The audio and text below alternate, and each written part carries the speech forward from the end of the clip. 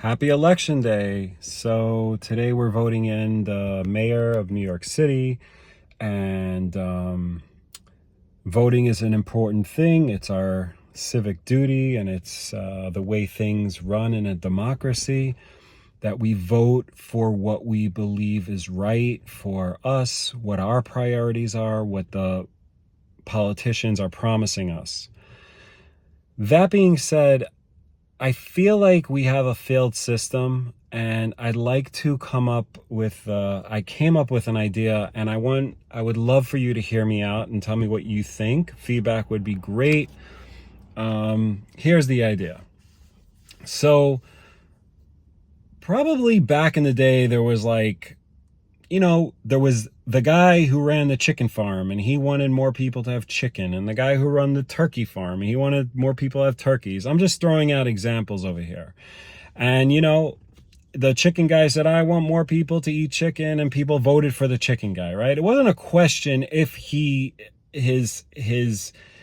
was trying to get chicken out, right? Or the turkey guy was trying to get turkey out. It was just a fact.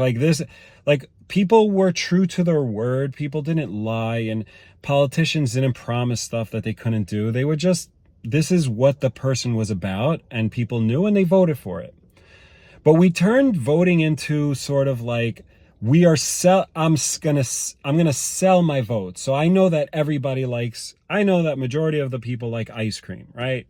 Majority of people like ice cream. I'm gonna get up there and I'm gonna say, I'm gonna give ice cream for everybody. Now, I don't have to be about ice cream. I'm just selling the idea of ice cream so that I should get voted in. I think it's backwards. I don't think that's the way it was intended to be, but that's fine. That runs in democracy. Majority wins. If majority wants ice cream, then majority is going to vote on it. And this way, the people have some sort of power of what happens because they're voting for an idea, and they like that guy's idea. That being said, I think that we need to hold anybody who is sitting in a seat of power to the highest scrutiny of what they are promising, what they are saying, where their ambitions, where their priorities are. For instance, if you're going to tell people that you're going to give them ice cream if they vote you in, we're not saying that that person's about ice cream. Like, we're saying that he's just saying that to get your vote. Then he has to, no one's asking you to be mayor. No one's asking you to be governor. No one's asking you to be president. But if you choose to take that position of power, then at the bare minimum, you're held to a scrutiny of what you promise. So if you promise people ice cream, you better be, and we're gonna check that you really had intentions of getting people ice cream. If you have a text message to your friend and it said, oh, I can't eat, I'll never be able to get this ice cream, I'm just looking for votes. If that happens, jail time, serious jail time. You're defrauding you're defrauding the voters of their right to vote. You're lying to the people.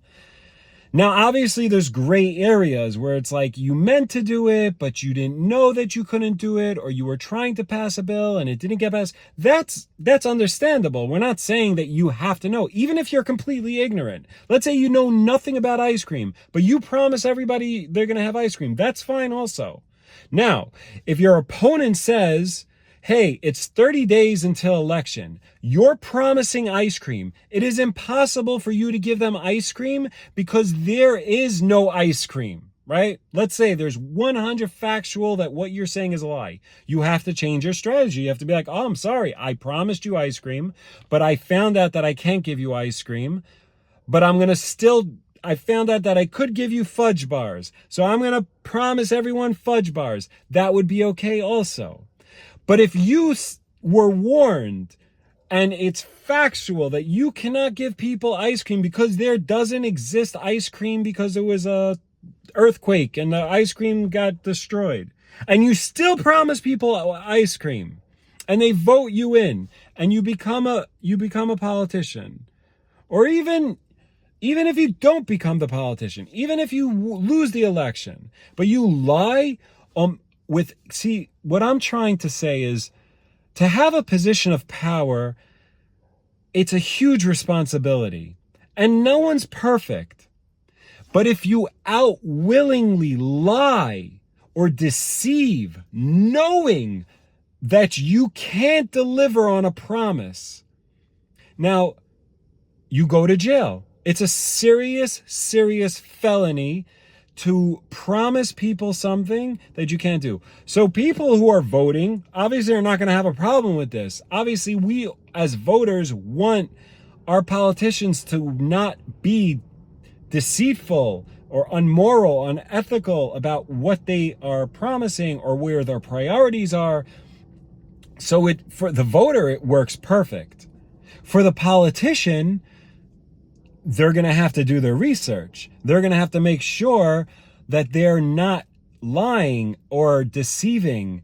And what I think what will end up happening is we're going to have much more honest people that run for office, and those people will be able to implement certain things that otherwise wouldn't have gotten implemented. It was their idea. They thought of something that would fix the potholes, or so, like they came up with an idea like, oh, the potholes are a problem and we can't fix them all in one time, but I'm going to have a crew of 10 people to put cones in the potholes so people don't die on motorcycles. I will do that. I will get the funding, and you make sure you can get the funding. You can hire people who will spray paint it yellow. That takes 2 seconds, and put a cone in it.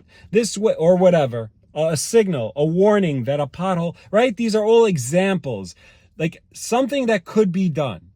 And you go and you run on that. Now, if your opponent's going to steal your idea and say, I'm going to do potholes, like, that was my idea. So we need people in office to actually make this country better. We need people to be honest. And obviously, people are not perfect. There will be mistakes.